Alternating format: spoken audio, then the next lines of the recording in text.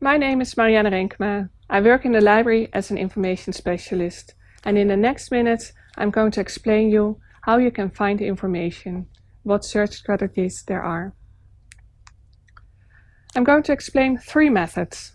The first one is a simple search, also called quick and dirty. In this method, you just type one or more terms in the search box and see what comes up. If you do this in Google Scholar, you will definitely find some relevant articles. The second method is a systematic search. In this search, you split your topic into concepts and you find relevant search terms for each concept. And with these concepts, you build a complex search. The third one is following a thread. This is also called a snowball method. I will explain this one first. In this method, you start with one or more very relevant papers. For example, this interesting article. The author of this article cited a few references in his paper, and some of them might be relevant for you as well. And you can find these in the reference list. These references are older than the interesting article. So if your paper, the interesting paper, was cited in 2010, the other ones will be before that time. This article is probably cited by others as well. And with databases like Scopus, Web of Science, Google Scholar, you will be able to find these references as well. These articles are newer than the interesting article you started with. And remind that if you have a paper that's published last month, you will not find many cited by articles because it takes some time in the publication process for articles to be published and cited. Now, there's also something called related records.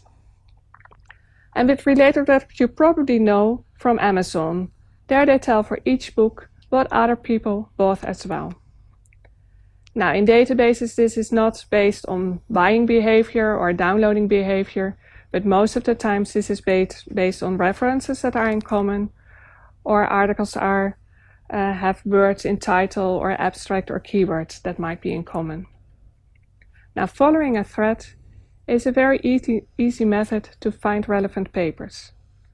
But you also have to take care with this method, because authors tend to cite information from people they know and they trust. And you might end up in one conversation and you might end up with biased information. So you have to be careful with.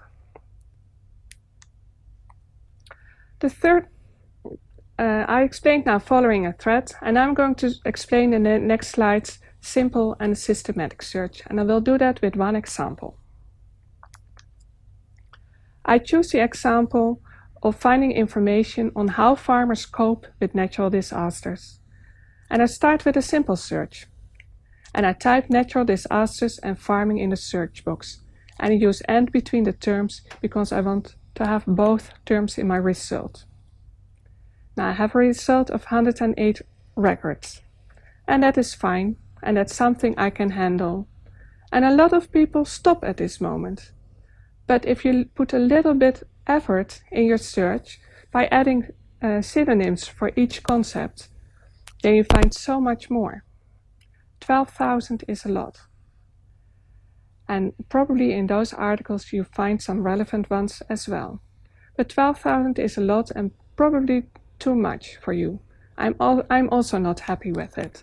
So what I do, I add a third concept, because I'm especially interested in how the income of farmers is affected by natural disasters.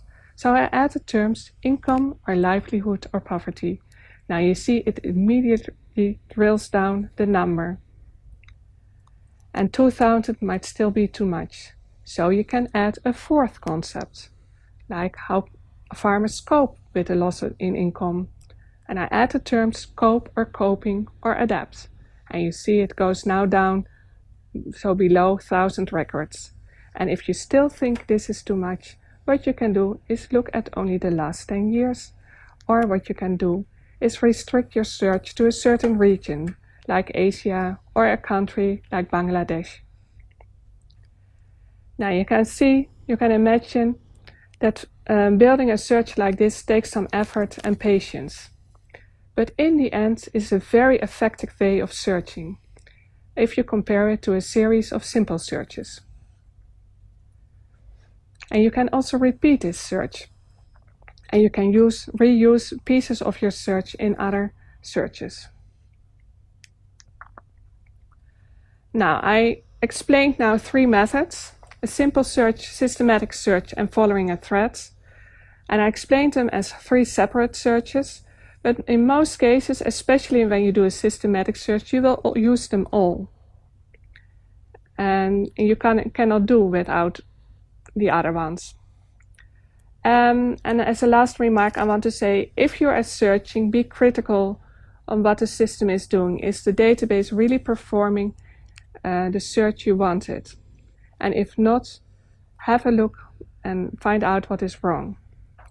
And if you want to know more about searching, please have a look at our e-learning module number 2, Finding Information for Your Research Topic. Have fun with your searches. Goodbye.